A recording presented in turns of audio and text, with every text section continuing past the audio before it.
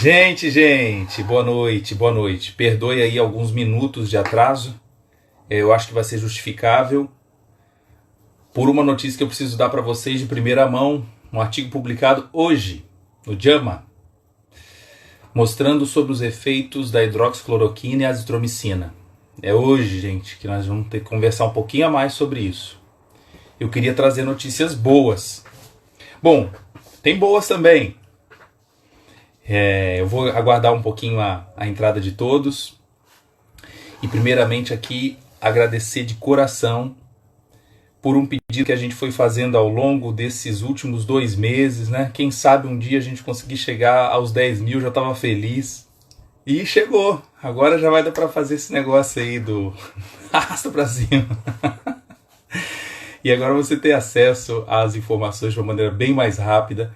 Olha, quantas vezes aparece lá um colega e fala, poxa, compartilha comigo, e aí eu pego o e-mail, mando para a pessoa. Hoje mesmo eu fiz isso com uma colega, acho que ela é do Rio de Janeiro, e veio uma série de papers a respeito do Covid, né? Todos aqueles que eu faço a leitura, eu vou armazenando, colocando tudo num pacotinho, em relação a revisões, as possíveis tendências, né, de trials clínicos que podem trazer de fato algo inovador. E hoje de fato foi um dia bem corrido, reunião de laboratório, depois aula em seguida. Acabei de terminar a aula, eu falei, preciso terminar de ler aquele paper. Então, foi aquela correria aqui, mas deu para mostrar, e eu vou compartilhar com vocês. E logo em seguida dá para fazer o arrasta para cima para liberar o paper. Para vocês lerem, apresentarem para os seus colegas, profissionais de saúde, em relação à azitromicina associada com hidroxicloroquina, ela sozinha, quais são também os seus perigos, se de fato a resposta foi boa ou não. O que você acha? E outra coisa que eu preciso mostrar foi um gráfico que eu também dei de presente para vocês na semana passada. Fiz questão de gravar um vídeo para mostrar a interpretação desse gráfico que explica a fisiopatologia, o diagnóstico laboratorial e o tratamento do Covid, tudo em uma página só. Só que a nossa equipe lá, na hora de tentar salvar, não deu certo e aí perdemos o vídeo. Então hoje fica aí um novo momento para a gente tentar gravar essa interpretação do que eu desenhei para vocês. E logo em seguida, vocês poderem compartilhar com o máximo de pessoas possível para poder entender qual é a história natural, né, da evolução da doença. Ok? Poxa, tô vendo aqui muita gente entrando ainda. Que legal. Tô muito feliz. E como é 1 hora, hoje vai ter que ser voando. Me ensinaram aqui para poder contar o tempo. Vamos fazer a forma amadora primeiro. 22, beleza? Depois eu vou confirmando aqui, tá? Então, primeira coisa que eu preciso explicar é sobre esse resultado do JAMA, que é muito preocupante. O dado é o seguinte, deixa eu mostrar aqui para vocês. Olha aí o título. JAMA. O que é JAMA? JAMA é o quê? Olha aqui, ó. Vou botar aqui embaixo para vocês. Jornal Americano Médico, da Associação Médica Americana. Tá? Então não é brincadeira, não. É um das revistas mais respeitadas na área também da medicina, junto com o New England Journal of Medicine, Lancet, Nature, Science, mas na área de medicina ela é muito bem valorizada. Inclusive, a proporção de papers que são aceitos aqui é em torno de 25%. De cada 4 artigos submetidos, apenas 1 é aceito. Então, uma equipe aqui norte-americana que fez o estudo com 1.438 pacientes hospitalizados, tá? Com uma média de idade de 63 anos, então obedecendo até essa regra ética de priorizar o tratamento nos indivíduos mais idosos, que têm maior chance de mortalidade. Eu não posso agora detalhar todo o paper, mas eu fui grifando as partes principais e posso compartilhar com vocês logo depois.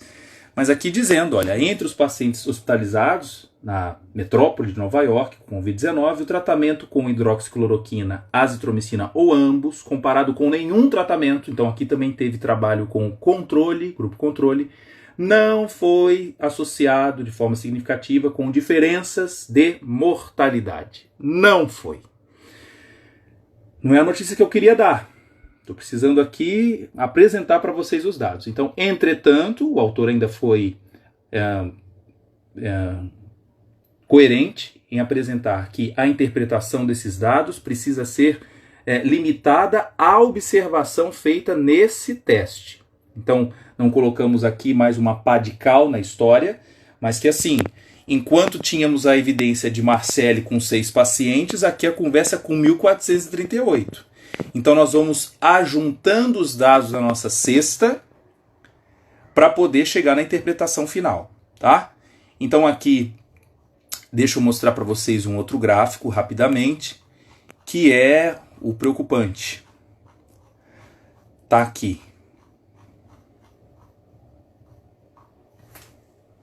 O gráfico representa para nós o seguinte.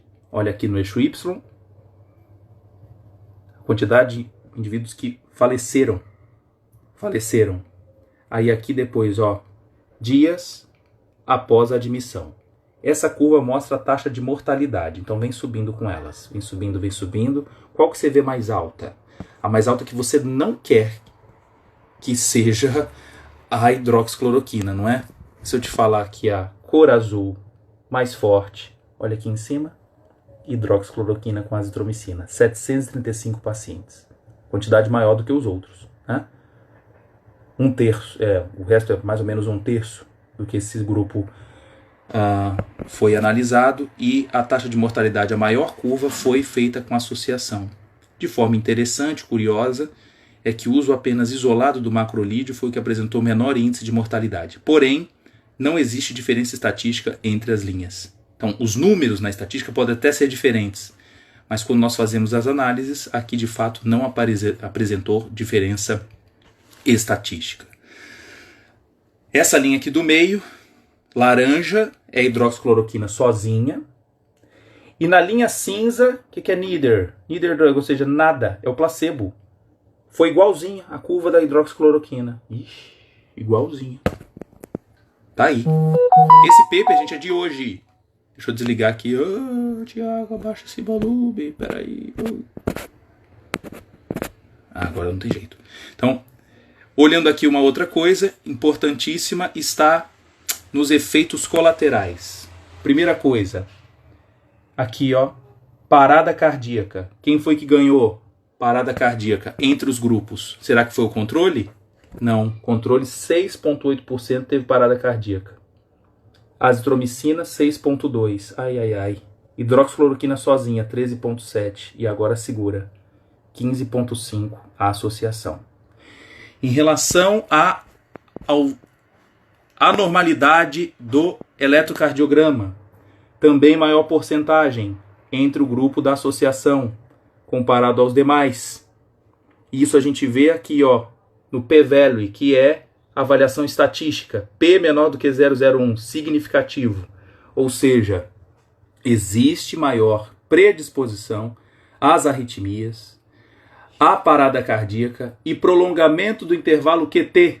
Também aqui, ó, que a gente está falando já há um bom tempo. As possibilidades estão sendo confirmadas. Gente, eu não tenho nenhum desejo de falar assim, olha, que bom, que não tem nada de bom. Infelizmente, a maior promessa, né, desenhada desde Marcelli na França, agora a gente está percebendo que os efeitos colaterais são relevantes.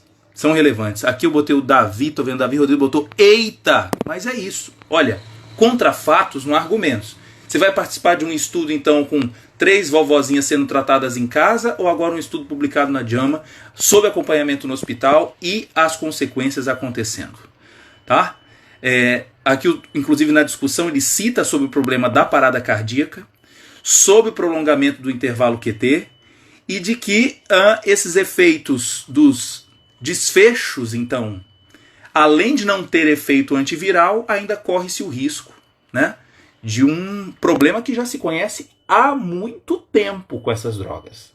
Então, uma coisa é falar, a hidroxicloroquina não tem efeito assim não, Tiago, de arritmia. O problema é que os macrolídeos também podem provocar prolongamento do intervalo QT. Então nós temos agora uma associação que pode provocar um efeito sinérgico. Sinérgico, ok? Então, já estão falando agora, aí o Remdesivir. Remdesivir, galera, calma, porque o Remdesivir mostrou que o tempo de cura foi abreviado. Então as pessoas estavam internadas com uma média de cerca de 14 dias e isso caiu para 11 dias. É outra possibilidade. Então, de novo, acompanhando a nossa história que eu tenho falado desde o início de março. Calma de novo. Se puder fazer esse acompanhamento, follow-up aí, que está agora nos nossos vídeos no YouTube, vai vendo o momento de lucidez das nossas conversas. Sem ficar torcendo. Cientista não tem que torcer. Torcer a gente pode ficar à parte aqui. Será que dá? Mas na hora de ver os dados, senta, interpreta, analisa. E esse dado aqui foi assim, uma facada.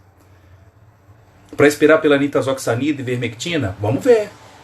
Vamos ver as cenas dos próximos capítulos. Existe a possibilidade, no dia 31 de maio, como no Clinical Trials é demonstrado, que os dados preliminares da nitazoxanida podem sair de estudos no Brasil, Egito, México. Vamos aguardar. Ok? Lopinavir e ritonavir, querido, infelizmente, esses também se esperava uma boa resposta, mas até hoje os ensaios, os que mostram em revisões ainda são assim expectativas através de relatos de caso, mas nós não temos estudos tão robustos como esse, com um número alto de pacientes.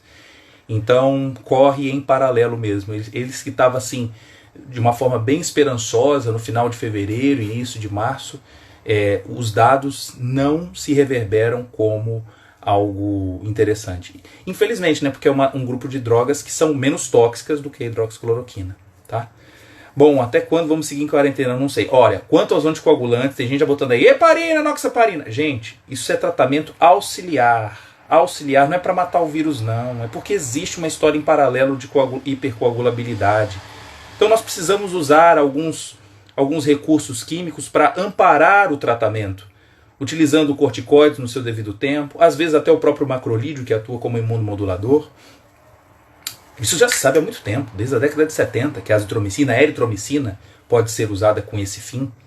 Até porque quem sofre de doença pulmonar obstrutiva crônica, na fase mais avançada, ele é tratado com corticoides inalatórios, pode ser tratado com LABA, com os broncodilatadores de longação, mas em paralelo ele pode ser tratado com azitromicina. Então isso já se conhece há um bom tempo, ok? Então temos que parar de ficar, eu estou inventando a moda agora com azitromicina, uma grande novidade. Não, mas o problema é o seu uso também desenfreado, e aí haver os problemas de resistência múltipla aos macronídeos. Nós precisamos dessa classe como antimicrobianos por via oral. Pacientes que são alérgicos às penicilinas e não podem tomar amoxicilina, ampicilina, piperacilina, um recurso, gente, passa a ser os macrolídeos, praticamente imediato, pela sua baixa toxicidade. Agora, em uso tão difundido como está acontecendo, o que será de nós nos próximos anos também, nesse contexto? Então, não podemos ter desespero. A conversa aqui nossa é franca. Se chegar agora um trabalho mostrando, olha, de fato a ivermectina atua, ótimo, com meia-vida baixa em relação à hidroxicloroquina, nem se compara. Hidroxicloroquina com meia-vida de 22 dias. Ou seja, levando 22 dias para diminuir a metade da concentração plasmática. É outro nível. Vamos agora mostrar o nosso esquema que eu fiz para vocês. Levei quase 2 madrugadas para terminar, para conseguir mostrar em uma figura qual é o curso total da evolução do Covid-19. Quem ainda tá aqui assistindo e quer convidar alguém, convida logo para poder assistir agora. E a gente faz a última parte dessa live tirando dúvidas, eu dando aqui uma olhada no que vocês estão escrevendo, tá bom? Aqui, por que os papers não testam nos dias iniciais da doença? Querido, porque o risco de arritmia não vai aumentar porque o indivíduo está internado. Se esses casos estão acontecendo a nível hospitalar, se registrando prolongamento do intervalo QT, arritmia e parada cardíaca, se eu jogo isso para a população para tomar em casa, a gente não sabe do que pode acontecer. Então, de fato, por questões éticas, nós testamos ainda sob o máximo possível de amparo e de forma alguma seria prudente. Já pensou o Ministério da Saúde começar a falar, vamos testar em casa, que tal? E talvez muitos indo a óbito, não pelo Covid, mas por parada cardíaca. Que vai lá então lá no causa mortes, que vai na certidão de óbito. Então presta atenção nisso. Vamos embora.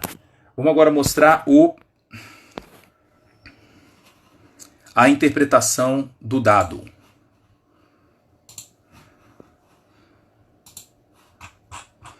Vamos lá, vai embora não. Tô aqui. Aqui.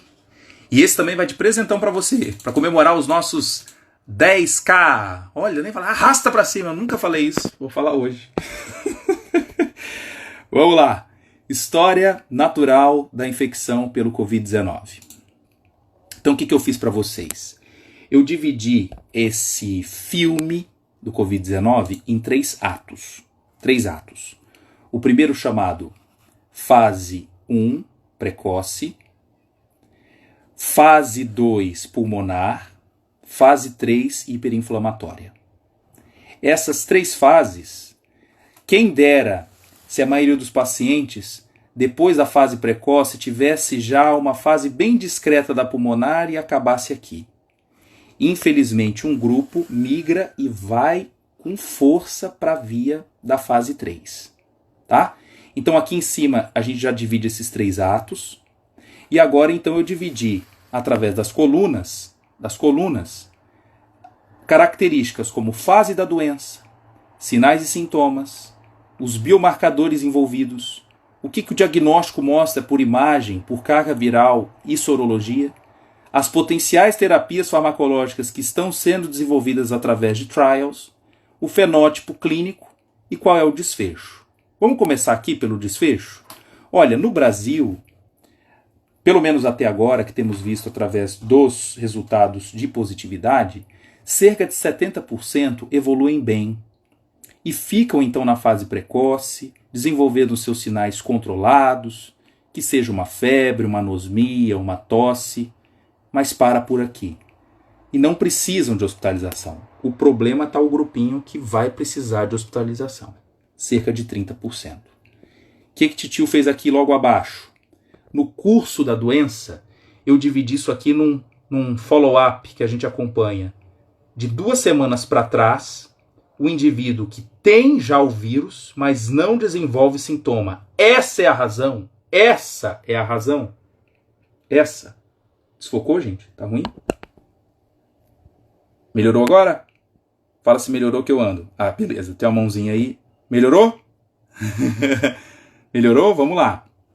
Então aqui é o seguinte. Essa é a fase onde o indivíduo tem o vírus, mas não manifesta nenhum sinal. E ele está indo trabalhar, ele está saindo, ele está querendo andar de bicicleta, tá aqui podendo transmitir o vírus. Quando ele começa a desenvolver os sintomas, está aqui já nessa outra fase, de 1 a 7. Está aqui, do 1º ao 7º dia.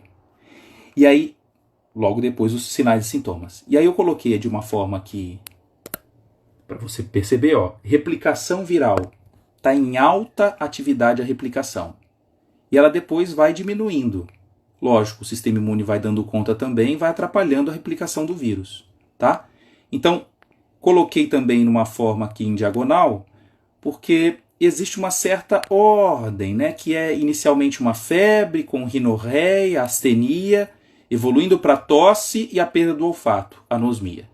Tiago, isso aqui é sempre regra? Não, tem gente que tem anosmia um pouquinho em cima. Estou colocando aqui o geral, que acontece nessa fase e vai evoluir até aqui, vai parar, tá bom?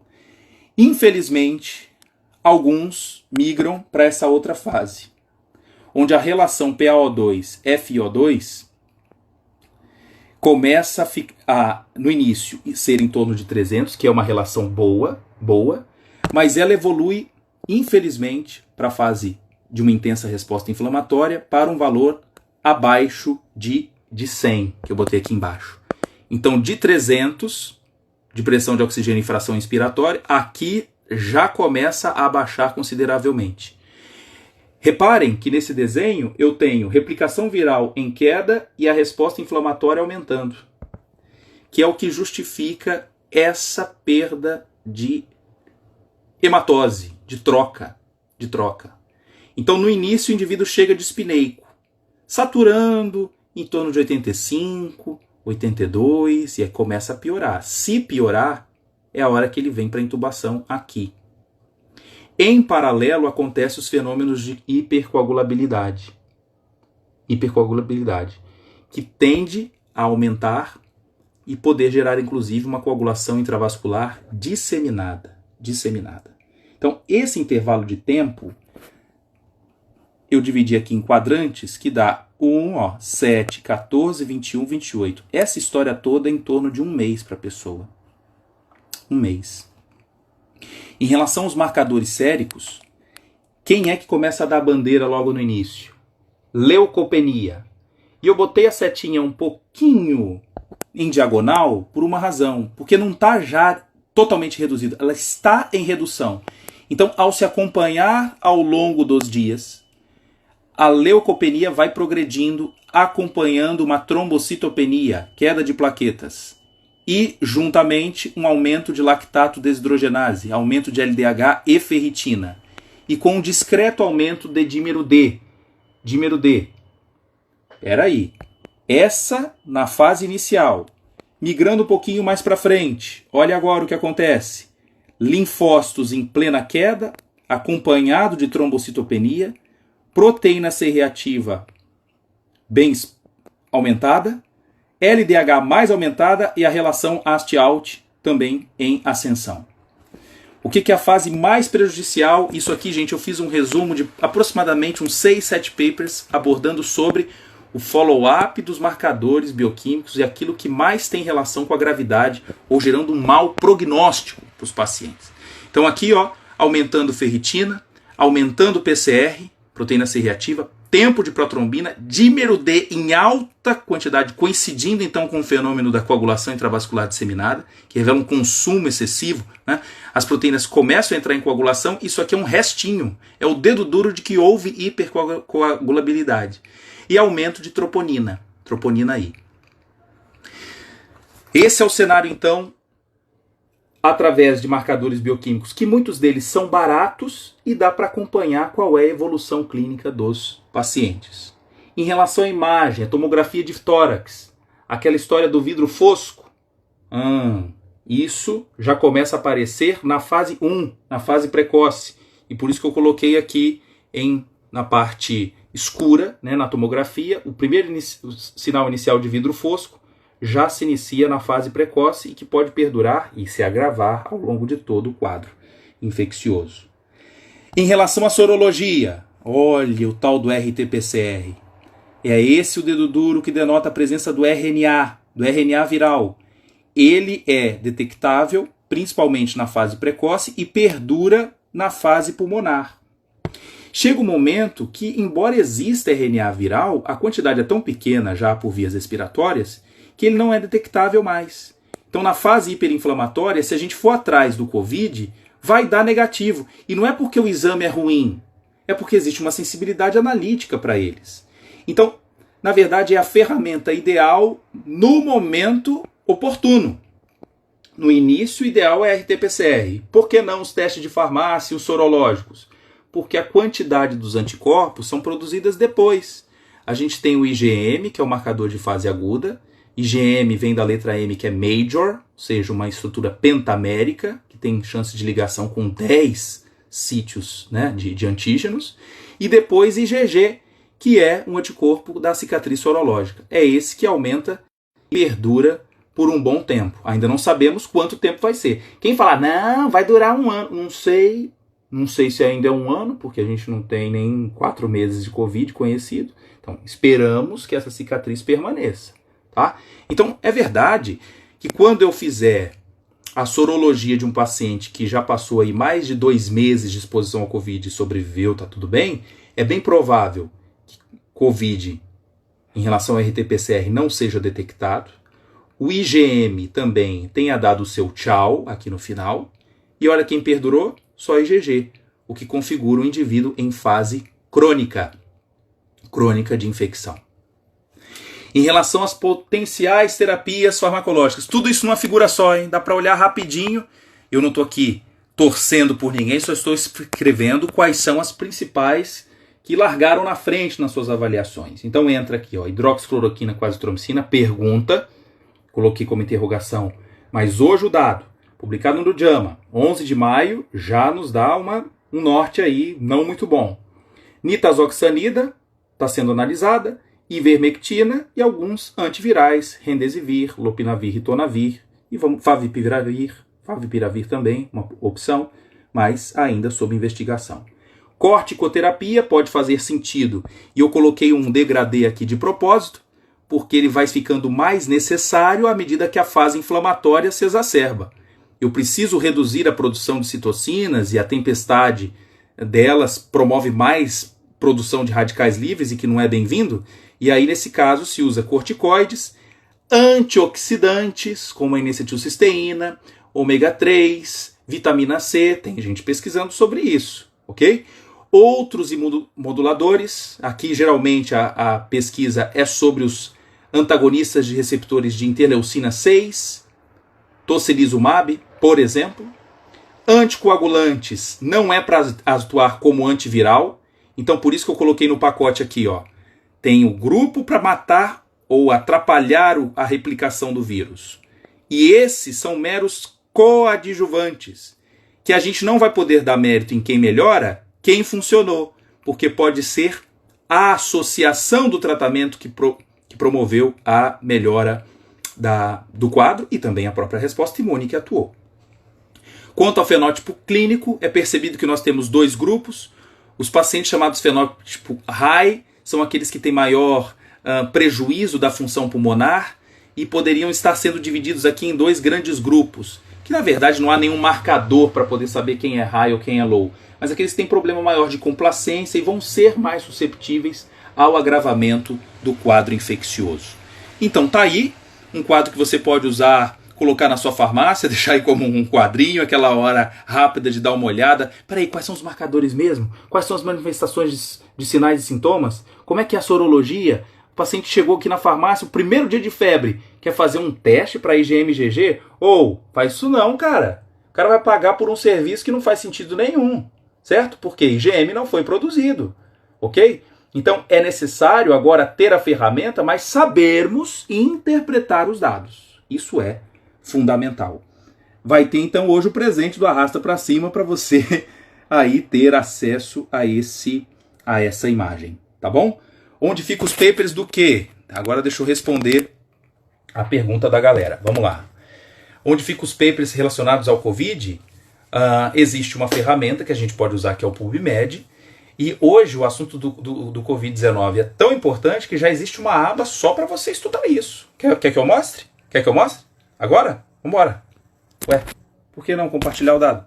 Para que ficar amarrando coisa? O negócio é quanto mais gente interpretando isso, melhor para mim.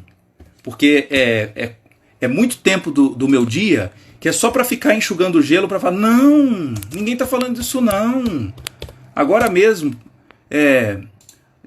ligaram para minha esposa falando, Thiago, porque você incentivou o uso da cloroquina, eu já tomei. Eu falei, eu? Não, até de jeito nenhum. De jeito nenhum. Então vamos lá. Pelo PubMed, olha aqui. Você vem pubmed.ncbi.nlm.nih.gov. Se você colocar PubMed NCBI no Google, você acha isso. Tá bom?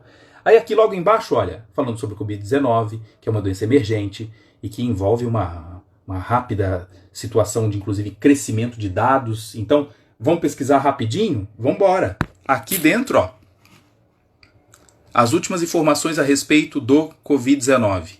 Aí vem aqui, ó. Lá do NIH, Estados Unidos. Deixa eu clicar nesse aqui que é interessante, ó. Clinical Trials Related to COVID listed on clinicaltrials.gov. Esse, clica. Quando clicar, vai aparecer para nós quantos estudos estão relacionados apenas com o Covid. Então tá aqui, ó. Semana passada, na quinta-feira, era 1.200 e pouco. Já tem agora 1.358. 1.358. Tem um colega aqui perguntando, e sobre a ivermectina? Vamos ver aqui, colega. Se já tem alguma coisa já terminada? Será que tem? A gente pode fazer essa busca. Tranquilamente. Até onde eu vi na quinta-feira, né, e a gente está de olho aqui direto sobre isso, não tinha nenhum dado terminado com ivermectina, apenas registrado no Clinical Trials, tá? Registrado. Então aqui, ó, ivermectina COVID, a gente procura. Será que tem muito trabalho? Olha, de 1.300 e pouco que eu mostrei, olha aqui, 9 estudos para ivermectina, 9. Alguns já começou? Já tem. Aqui, ó. Não recrutando ainda, não recrutando, recrutando aqui embaixo. Algum em desenvolvimento? Nenhum. Ou seja, já está registrado. Mas resultados mesmo ainda não temos.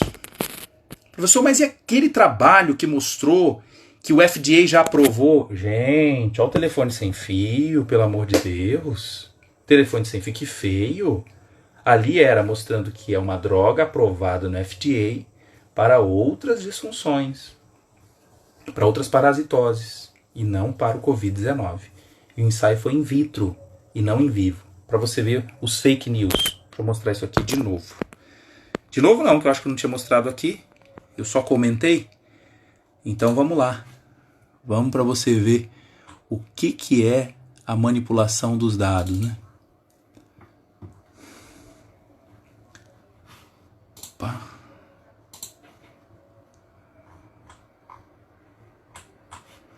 O que é manipulação? Aqui. Ó. Você fala assim, nossa, uma revisão sobre SARS-CoV-2 e como é que estão indo os trials. Eu fiquei empolgadíssimo, vou ler isso. Só que o trabalho é de abril. Interessante que ele parece que está desatualizado, né? Vambora. Veja, aqui não tem nada. Ei, é que eu sou da minha opinião. É que eu sou formado sei onde. Cara, vai ler, mano. Vai ler. Vai ler, mostra os dados. Olha aqui, ó, 2020. Eu vou te mostrar um erro que acontece até nos papers. Então tem que examinar tudo e reter o que é bom. Então deixa eu te mostrar como que eles escreveram a respeito da ivermectina, que eu fiquei triste. Então mostra assim, ó, recentemente, um estudo em vivo tem provado que a ivermectina tem a capacidade de reduzir a carga viral em até 5.000 vezes após 48 horas de infecção por Covid. Caramba, falei, maravilha, deixa eu ir lá. Cliquei aqui, 52. Quem é o artigo 52? Olha só. Título. The FDA approved drug. Opa, de fato, a ivermectina é uma droga aprovada pelo FDA. Inibe o quê? A replicação de SARS. Aonde? In vitro. Pé. Entenderam o problema?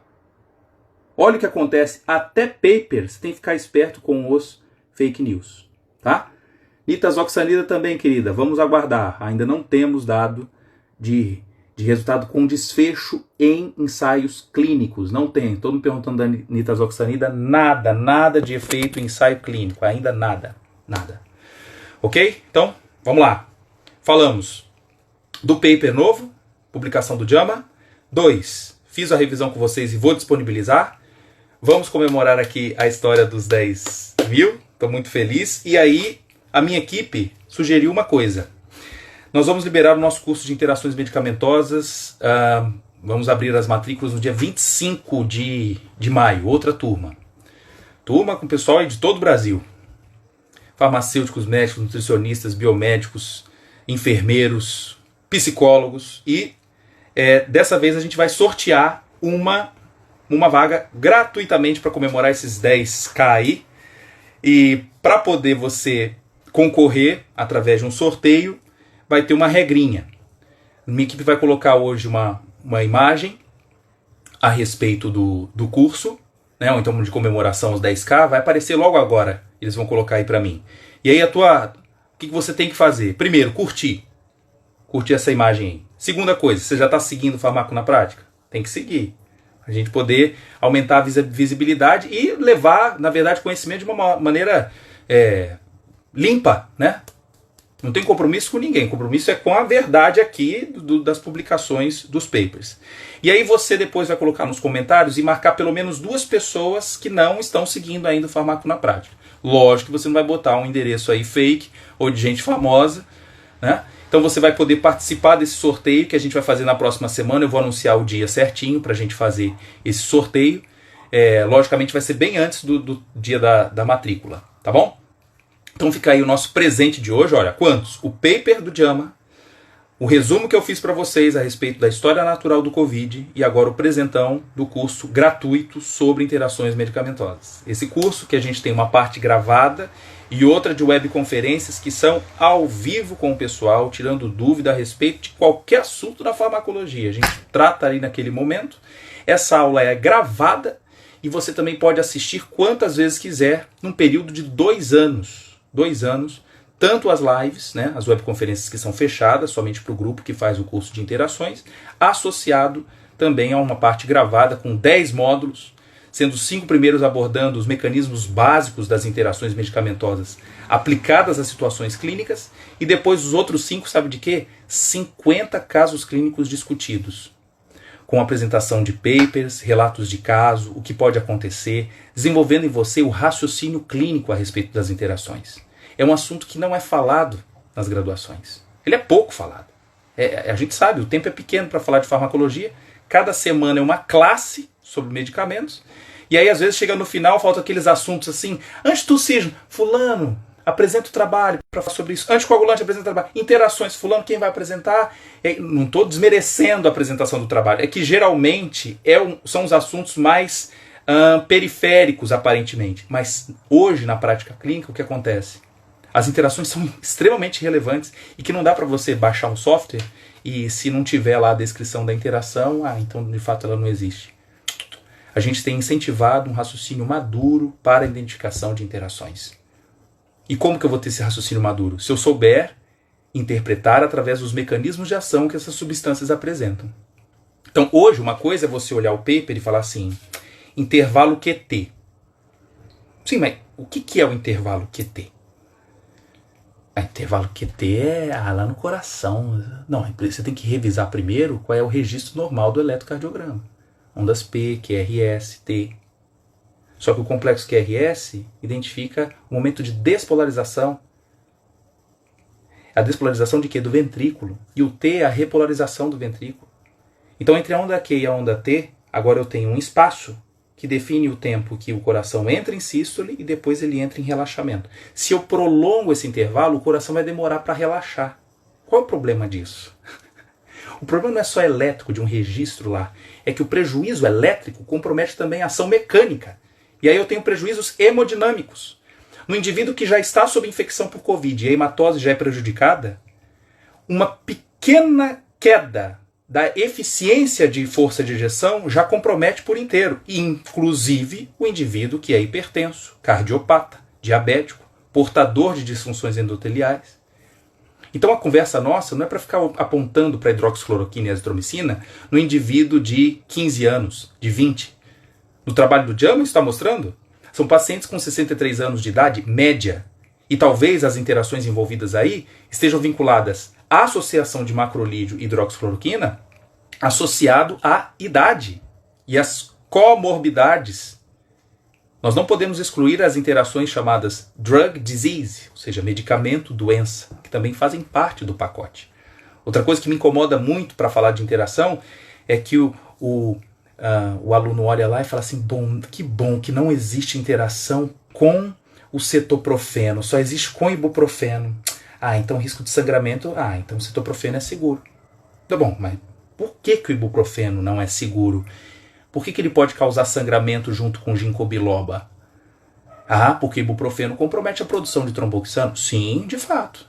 Agora, qual AINE que iniba COX-1 não compromete a produção de tromboxano? Dentre eles, o ibuprofeno, a gente pode incluir o cetoprofeno, flurbiprofeno, cetorolaco, que é tão apaixonante, né? As pessoas falam tão bem hoje, né? Não vou falar a marca, mas é aquele que você bota debaixo da língua e ele, nossa, resolve? E como é que ele atua para poder diminuir a dor? Ao inibir a produção de prostaglandinas através da inibição de COX-1, compromete-se a produção não apenas de prostaglandinas, mas também de tromboxano, que tem função de agregação plaquetária. Então, durante as webconferências, é o momento da porca torcer o rabo, porque a gente não pode falar de farmaco com ela solta. A farmaco depende de grandes pilares da anatomia, da patologia, da fisiologia, da bioquímica, da química, da imunologia, da farmacognosia, da química farmacêutica. E aí, de fato, esses assuntos muitas vezes não é nem citado na graduação. Então, você aprendeu tudo em gavetas. E aí existe uma diferença absurda entre informação e conhecimento.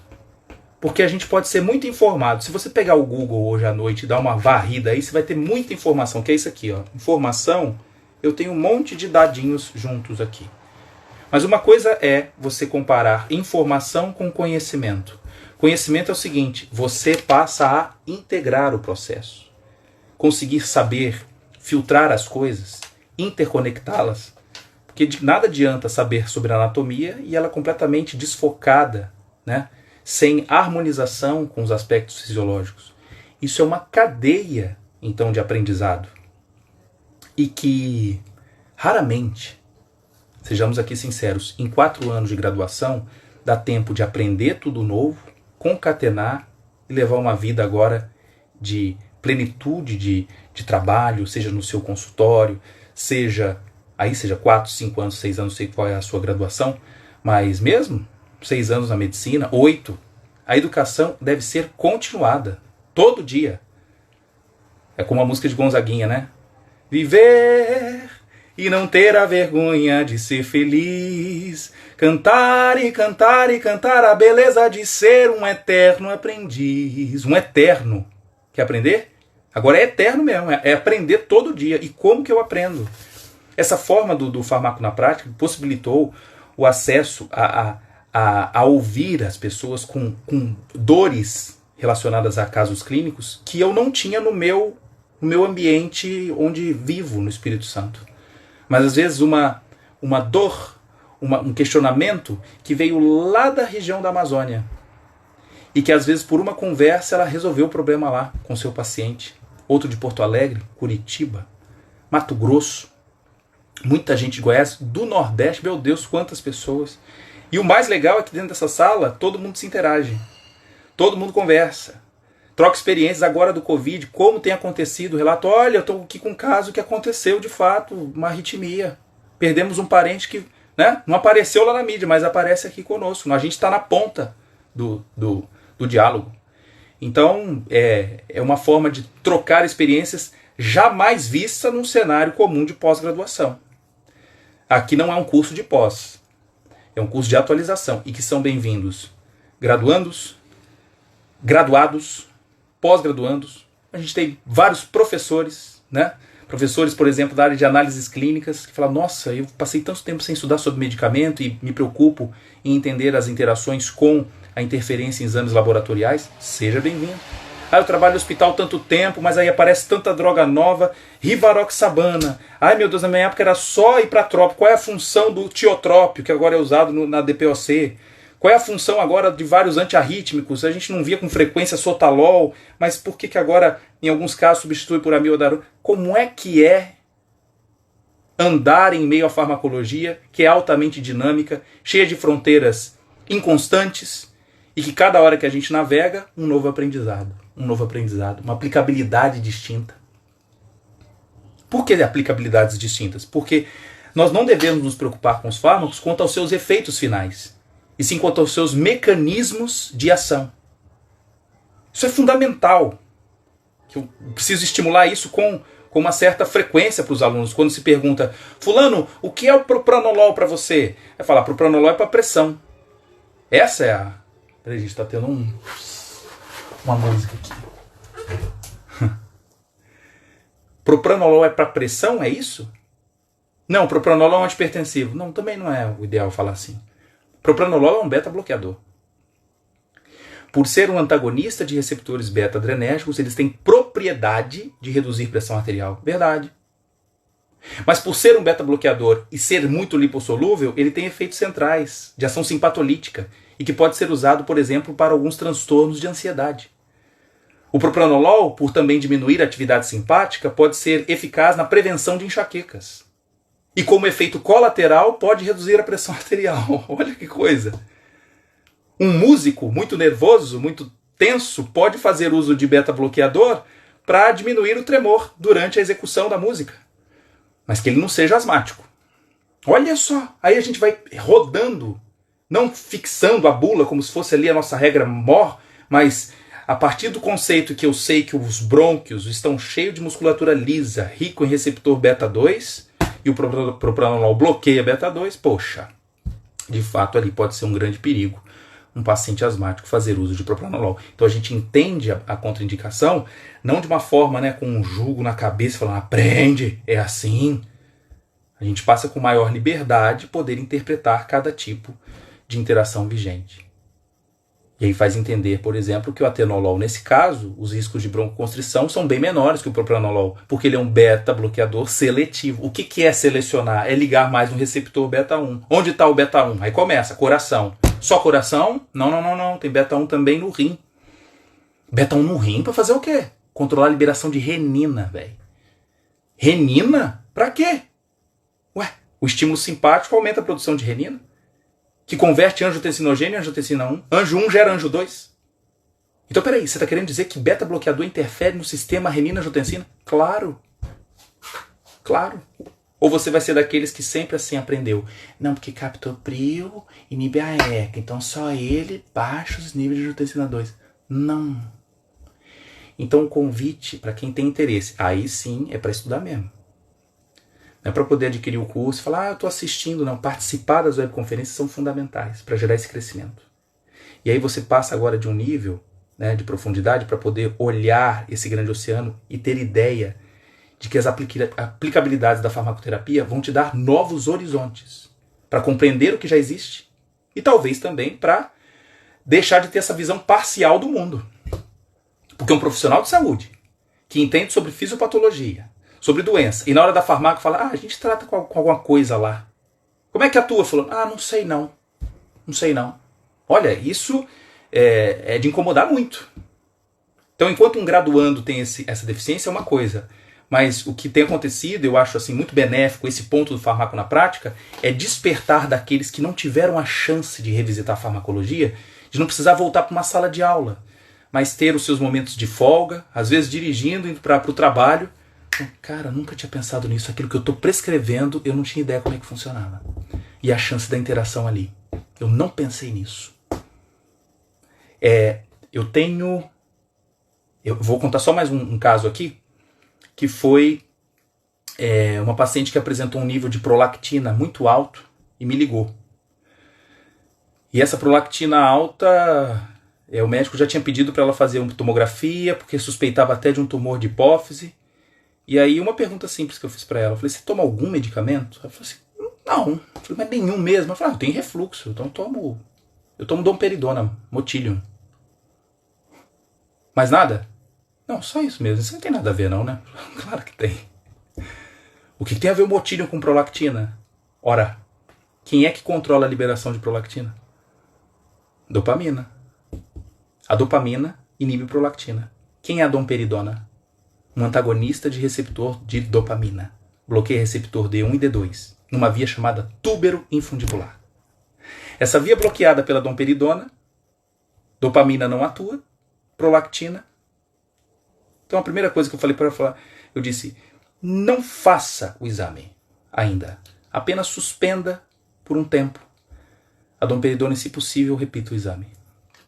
E o exame foi normalizado 7 dias depois.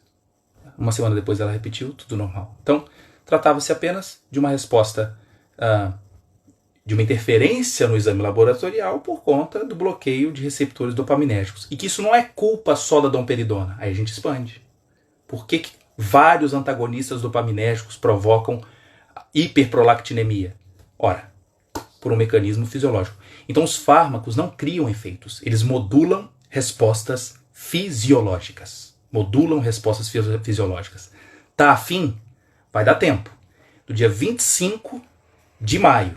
Aí completa uma semana, é o período de inscrição, fecha, e aí nós temos a próxima turma. Essa é a próxima turma 5. Então, olha que legal. Um Instagram que começou há menos de um ano.